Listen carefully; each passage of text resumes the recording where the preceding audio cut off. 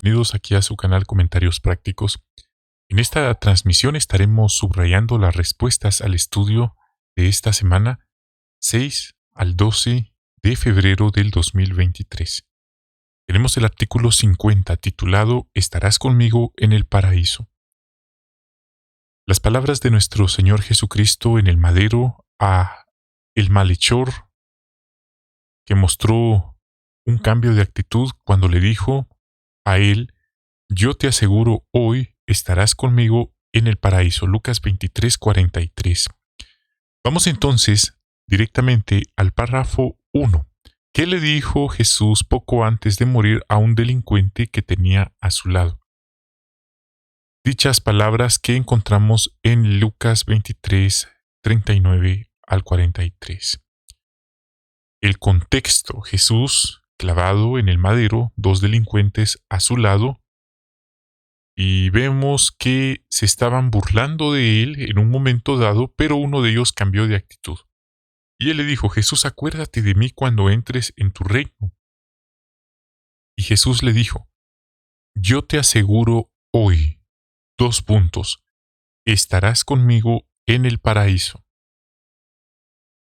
Vamos ahora al párrafo 2. Pregunta: ¿qué nos hace pensar que el delincuente arrepentido era judío? Bueno, aquí notamos algunos detalles interesantes. Él le dijo al otro, estaba ahí a la par de él, que si no le tenía temor a Dios. Y esto es interesante, ya que los judíos adoraban a un solo Dios. En cambio, las personas, los extranjeros, generalmente eran politeístas, creían en muchas deidades. Entonces él no dijo, no le tienes un poco de temor a los dioses, sino dijo a Dios. Ese es un punto interesante. Y vemos que Jesucristo, incluso en estas circunstancias que observamos, dio ese mensaje de esperanza, dio ese mensaje, y alguien diría, ¿por qué? Porque este hombre también era de las ovejas de Israel. Salvo en contadas excepciones, Jesús predicaba a las personas extranjeras, que tenían una actitud apropiada, reverente. Y eso es algo muy importante. Así que ahí vemos los detalles que son muy reveladores. Sabemos que los judíos generalmente tenían conocimiento desde niños, eran instruidos con ciertas enseñanzas elementales y muy importantes, como la resurrección de los muertos, la aparición de un Mesías, eso era algo muy importante, del reino de Dios, también el reino del Altísimo. Por lo tanto, queda claro que estas enseñanzas quedaron en su corazón y que ya antes de morir las tenía presentes. Párrafo 3. ¿Qué es posible que pensara el delincuente arrepentido cuando Jesús mencionó el paraíso? Y es que si vamos a la nota, paraíso se relaciona con Edén. Eso es un punto interesante en el idioma original. Entonces dice, si él al escuchar esto seguramente recordó, por ser judío, del paraíso en el que el Creador había puesto a Adán y a Eva. Así que seguramente mencionó o pensó en ese paraíso del jardín de Edén que estuvo aquí en la tierra. Porque ese jardín no estuvo en el cielo, sino dice en la tierra. Génesis 2:15. Párrafo 4. ¿En qué debería hacernos pensar lo que Jesús le dijo al delincuente? Bueno, esto nos hace pensar en cómo será la vida en el paraíso. En un nuevo Edén, podríamos decirlo así. Y la Biblia presenta un modelo profético como lo fue el reinado de Salomón. No es casualidad que en un momento dado Jesucristo dijo que él era mayor que Salomón, después de realizar una liberación espiritual de un mal espíritu. Él habló que alguien más que Salomón estaba ahí, y eso tiene un significado, no lo vamos a hablar hoy, Pero eso tiene una explicación también por qué en ese momento él usó esa declaración. Pero el punto es que, enfocándonos en el contexto actual, en esta lección, el reinado de Salomón fue un modelo profético de lo que vendría, una sombra profética de lo que estaba y de lo que está por venir, que aún no ha venido, y esto es el reino de Dios, que traerá el paraíso a la tierra, el nuevo mundo. Vamos entonces a ver el subtema. ¿Cómo será la vida en el paraíso? Párrafo 5. Pregunta, ¿cómo se imagina la vida en el paraíso? Para algunos quizás suena aburrida, para otros quizás suena como un cuento de hadas. Hay otros que son tan miopes, tan obtusos, que no conciben en su mente la idea de que vaya a haber algo mejor como un paraíso. Nuestros hermanos, el equipo de artistas, ellos se han esforzado por poner en dibujos las imágenes del paraíso, siempre de manera muy vívida, muy gráfica, colores muy vivos. Ellos plasman imágenes de un paraíso. Entonces, como un parque precioso, como lo fue el jardín de Edén, cada quien debajo de su higuera, como dice la profecía de Miqueas. Otros quizás piensen en alimentos en abundancia, como dice en los Salmos. Un lindo jardín frente a una mesa repleta de alimentos. Bueno, es lo que podríamos imaginar al basarnos o al leer ciertos textos de la Biblia. Párrafo 6. ¿Qué haremos en el paraíso? Respuesta. Entre otras cosas muy importantes, alabar a Jehová, agradecerle, y según estamos entendiendo con estos estudios, habrá cierto trabajo que hacer.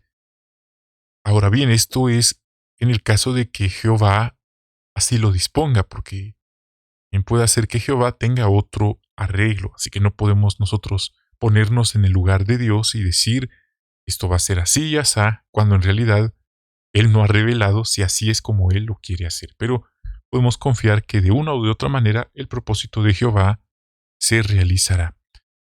Así que algunos hermanos han hecho sus hipótesis, han hecho sus suposiciones, han imaginado, tratando de imaginar el momento que los que sobrevivan a la gran tribulación y los millones de resucitados van a necesitar ropa, comida y un lugar donde vivir. Para Jehová no va a ser ningún problema ordenar que eso aparezca milagrosamente, pero eso es una opción. Puede ser otra opción que mecánicamente tengamos que producir para llenar estas necesidades. Si ese fuera el caso, habrá mucho trabajo por hacer. Pero repito, hermanos, el paraíso no va a venir por voluntad de ningún hermano ni de ningún ser humano. Esto es el plan de Jehová. Así que no nos atormentamos ni vamos a entrar en debates que si va a ser de pieles o va a ser ropa de marca. No vamos a entrar en esos debates porque ahorita estamos aquí. Nos ubicamos, ahorita estamos aquí. Cuando llegue ese momento, eso será lo último por lo que tendremos que preocuparnos. Jehová tendrá todo bajo control, sin duda alguna. Cuidó de los israelitas en el desierto, sin duda que Él cuidará de sus siervos en todo momento. Aquí menciona el trabajo de enseñanza a los resucitados. Aquí se habla de poner al día a ellos y quién sabe, a lo mejor ellos también nos tengan que poner al día, ya que ese es otro misterio, otro punto que permanece como oculto. Hay ciertos conocimientos, ciertas partes de la historia, grandes partes de la historia bíblica, que nosotros no tenemos ese conocimiento. Estamos limitados en ese conocimiento. Imaginamos mucho leemos, pero la realidad es que hay muchas lagunas de qué ocurrió, e incluso hermanos en tiempos modernos que allá en 1800, 1900, ellos daban por hecho que iban a ver el fin y tomaron muchas decisiones, pero ¿quién iba a imaginar que iba a pasar todo ese siglo y todavía seguimos en otro siglo y habrá también a ellos que ponerlos al día y muchas cosas que hoy ignoramos nosotros también? Párrafo 7. ¿De qué podemos estar seguros y por qué? Bueno, como dije, el paraíso es voluntad de Jehová, no voluntad de ningún ser humano. Por lo tanto, como esto viene de Jehová, será algo perfecto, algo en el que reinará la paz, la prosperidad y el orden. Y volvemos al modelo profético que dejó el reinado de Salomón. Repito, esto no es casualidad que tiene un modelo, es un modelo profético, una sombra profética. Vamos a verlo en el subtema. El reinado de Salomón, un anticipo de la vida en el paraíso. Párrafo 8. ¿Cómo se cumplió el Salmo 37, 10, 11 y 29 en el pasado?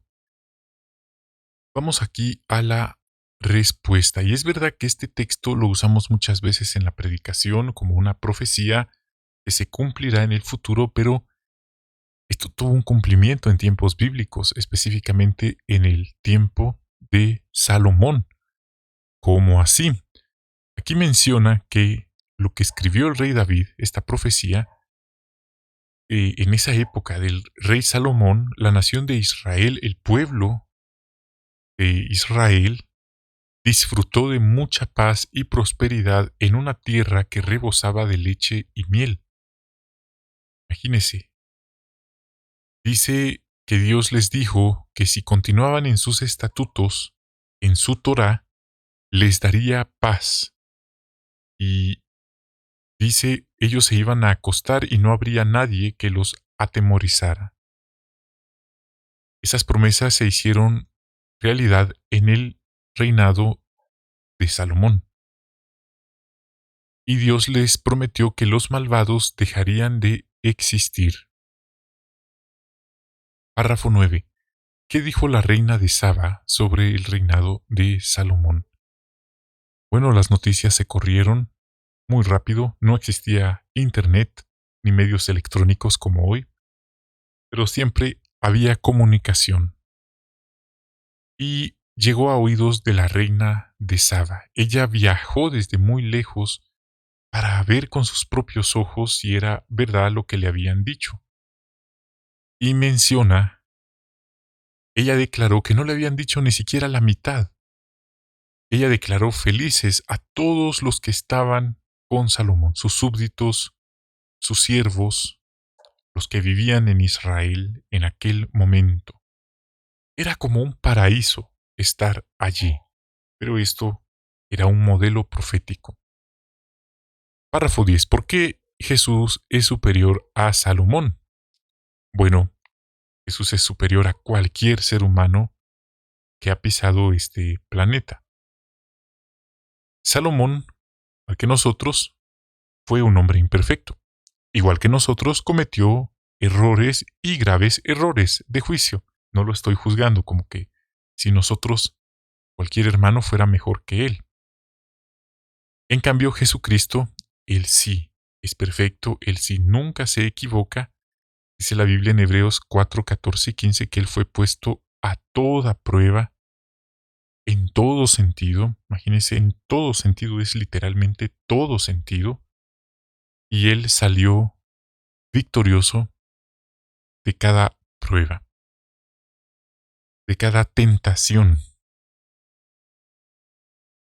Así que él no pecó. Párrafo 11. ¿Con qué ayuda contará Jesús? Bueno, en Apocalipsis 14, 1 al 3, esto también es tiempo futuro, esto no está como que hoy pudiéramos decir, miren, ahí están los 144,000. No, la Biblia menciona que van a manifestarse, van a recibir dos sellados, uno inicial y otro al final, Y después de recibir el sellado final, los 144,000 ungidos legítimos, y me atrevo a decir legítimos porque hoy cualquiera puede afirmar que es de ese grupo. Cualquier persona, hasta en la cristiandad, afirman que son de ese grupo. No tienen ni idea de lo que están atreviéndose a decir que son. Y dice la Biblia que cuando uno cree que es algo, en realidad no es nada. Eso es algo muy importante. Entonces, como dijo el hermano del cuerpo gobernante en un discurso, cuando esta profecía de Apocalipsis 14, 1 al 3 se cumpla y se manifiesten los 144,000, ni uno más ni uno menos, exactos, no habrá ninguna duda quiénes eran unos verdaderos impostores, usurpadores, mentirosos, engañadores, y quiénes eran los genuinos 144,000. Que eso hay que decirlo. El hecho de que hoy muchos engañan a los demás diciendo que son de ese grupo no significa que no vaya, que esta profecía sea falsa. Está en la palabra de Dios que se manifestarán 144,000. Y ese ha sido un misterio muy profundo, muy interesante cuando se leen las sagradas escrituras. Ellos son personas sufridas, que han pasado por muchas dificultades, tentaciones. No son de aquellos, como vemos en el mundo, adinerados, acaudalados, con jets privados, con ropa de la más cara, accesorios de los más caros y lujosos, paseando por ahí, tomándose fotos en los restaurantes más caros, degustando de los manjares de este sistema. Esos no son los 144,000. No nos imaginamos a Pablo ni a los discípulos en semejantes. Y dice la Biblia que ellos no tenían también dónde recostar la cabeza. Entonces estos gobernantes han pasado también por muchas situaciones difíciles que los han vuelto sensibles a los sentimientos de los demás. Ellos no son insensibles a las necesidades y a los sentimientos de los demás. Ellos no piensan como, hubo un terremoto ahí, bueno, oren, busquen a Dios, confíen en Dios y sigan dando. Eso no es la actitud de alguien que se pone en el lugar de otra persona, mucho menos de alguien que es ungido. Por supuesto, Jesús jamás actuó de esa manera. ¿Qué función desempeñarán los ungidos, los verdaderos 144,000? Párrafo 12. ¿Qué tarea le dará Jehová a los 144,000? Y esto es importante porque no es que los 144,000 van a ir al cielo a mandar al Creador, a darle órdenes a Jesús. De ninguna manera. Ellos tienen que someterse, que sujetarse a la jerarquía que existe. Está el Padre, está el Hijo, y luego ellos van a someterse a ese orden jerárquico. Dice que van a ser reyes y sacerdotes. Apocalipsis está en Apocalipsis. Vamos a ver aquí, tienen más trabajo que hacer. Ellos van a estar apoyando en organizar a millones y millones de personas por todo el planeta.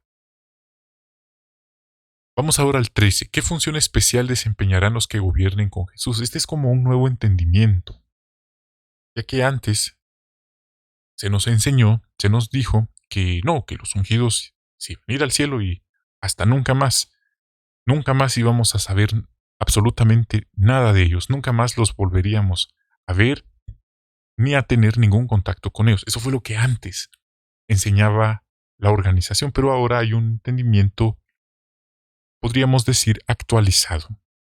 Basándonos en el drama profético de la ley mosaica, que era una sombra de las cosas por venir, existía los sacerdotes. Ellos protegían la salud física y espiritual del pueblo. Ahí está. Basándonos en eso, podemos decir que los ungidos, los 144,000, desempeñarán una función especial: atender la salud física y espiritual del pueblo de Dios. ¿Cómo? No podemos o no debemos atrevernos a ir más allá de lo que está escrito. Por eso es que hay muchas interrogantes, lógicamente hay muchas preguntas, pero podemos estar seguros que Jehová ya lo tiene todo organizado. Y gracias a Dios que es así. que eso depende de Él y no de nosotros como seres humanos, imperfectos y muchas veces egoístas. Vamos aquí ahora, por eso dice aquí el párrafo, sea como sea, Jehová ya lo tiene todo organizado, dice, y Él se encargará de que sus ovejas tengan la guía que necesita. Subtema, ¿qué deben hacer las otras ovejas para poder vivir en el paraíso? Párrafo 14. ¿Qué relación hay entre las otras ovejas y el rebaño pequeño? Bueno, la realidad es que tanto ungidos como otras ovejas deben permanecer fieles hasta el último día de su vida en este sistema.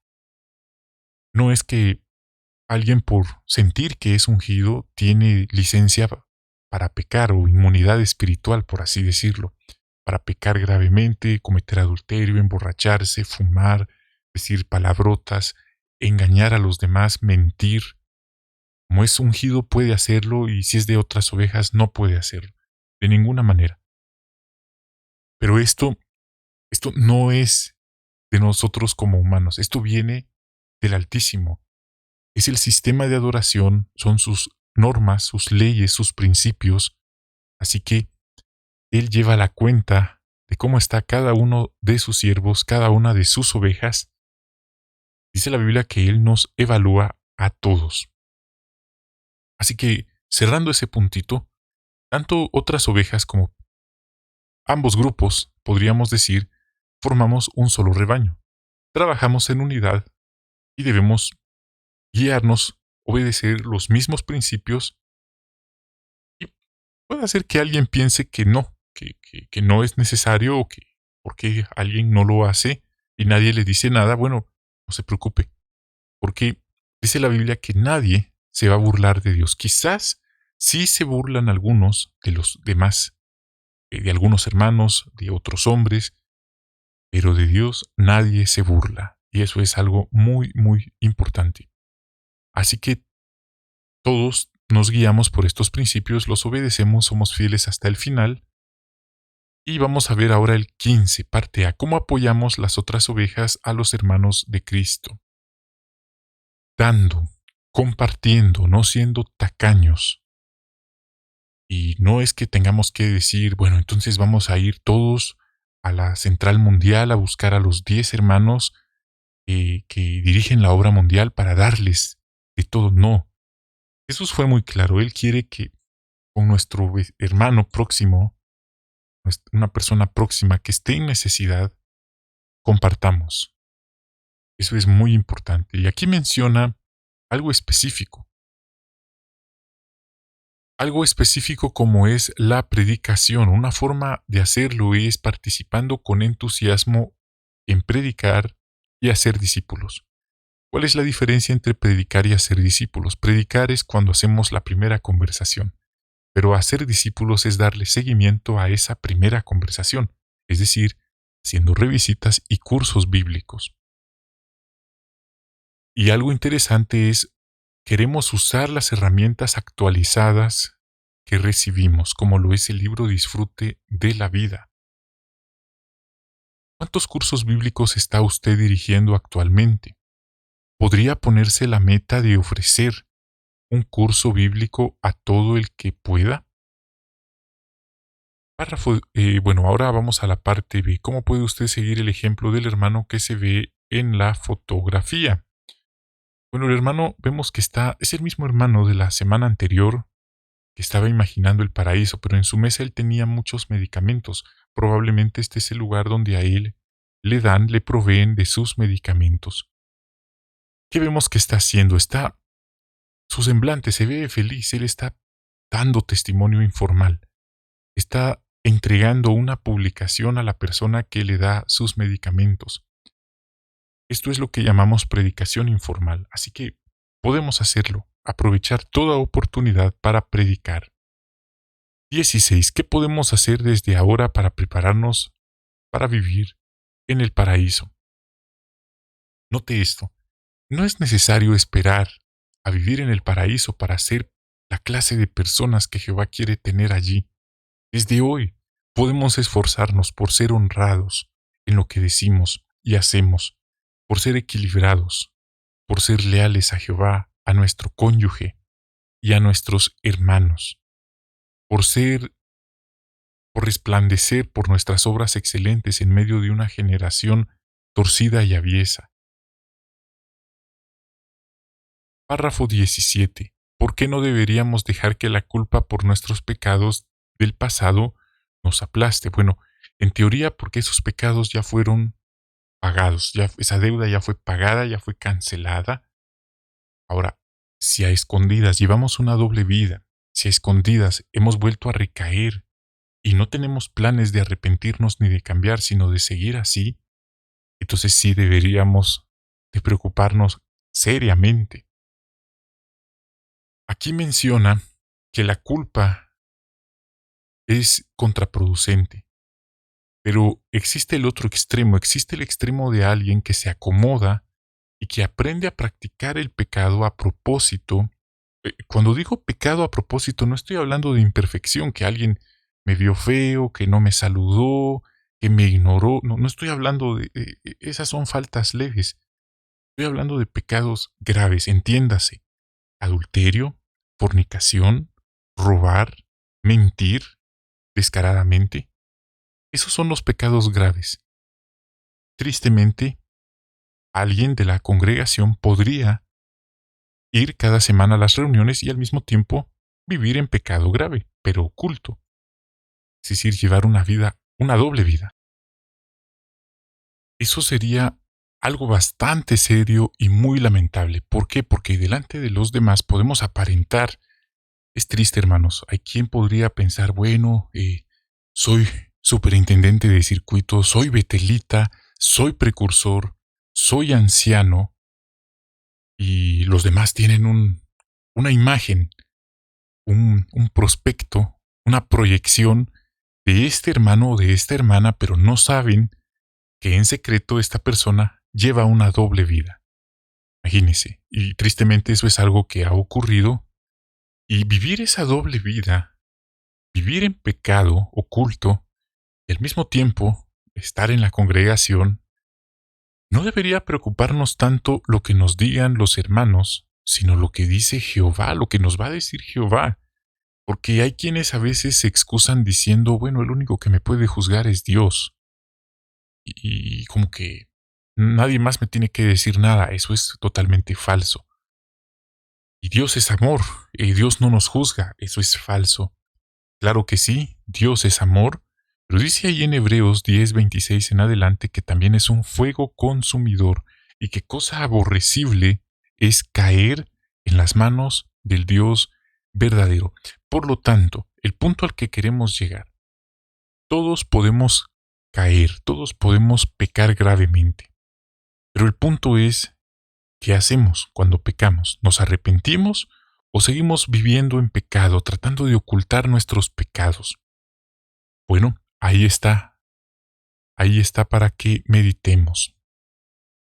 Es cierto, Jesús no vino a llamar a justos, sino a pecadores, porque está también aquellos que son como fariseos, que como no han pecado, según ellos, se sienten mejores que los demás. Esa también es otro extremo que no queremos adoptar.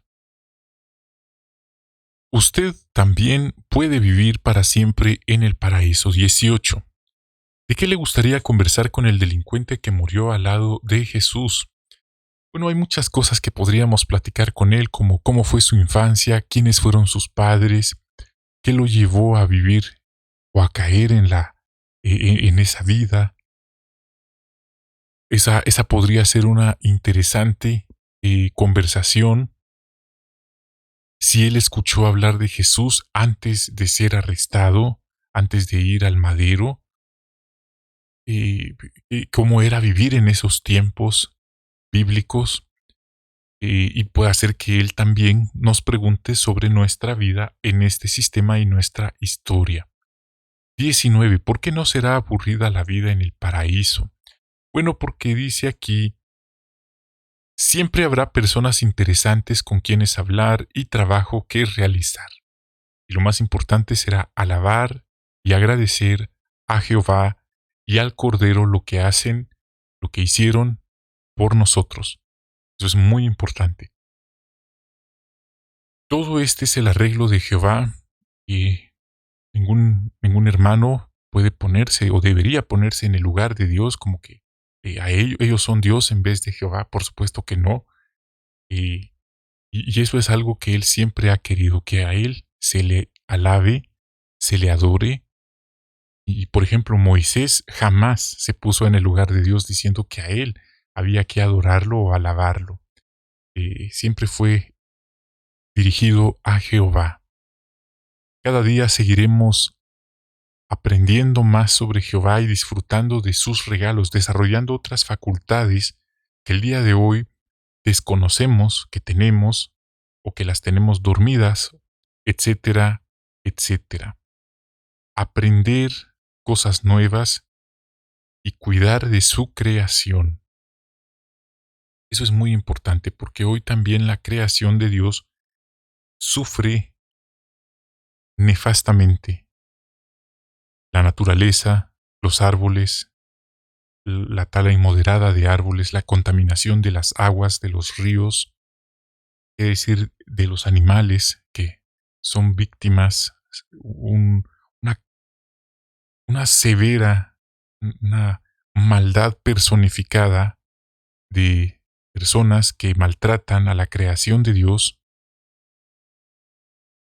Y eso es algo importante que como siervos de Dios tomamos conciencia también. Dios quiere que cuidemos de su creación, incluyendo los ríos, incluyendo las plantas, los árboles, los animales. Pensaría Jehová de un testigo, de un cristiano que tiene a su animal muriéndose de hambre, recibiendo sol, recibiendo lluvia y que no cuida de sus animales, que solo los tiene allí abandonados. ¿Qué pensaría Jehová de eso? ¿Será ese un buen testimonio como cristianos? Desde luego que no. Desde luego que no tendríamos serias reservas de alguien que dice una cosa pero practica o vive otra cosa. Mediante este estudio, hermanos, hemos podido responder algunas preguntas como ¿cómo será la vida en el paraíso? ¿Cómo ayudarán los ungidos, los 144,000, apoyando a su Rey Jesucristo? ¿Y qué deben hacer las otras ovejas para vivir en el paraíso? Muchas gracias por haber estudiado con nosotros. Estas fueron entonces las respuestas y les enviamos un gran abrazo, bendiciones de Jehová a ustedes y a sus familias y hasta la próxima.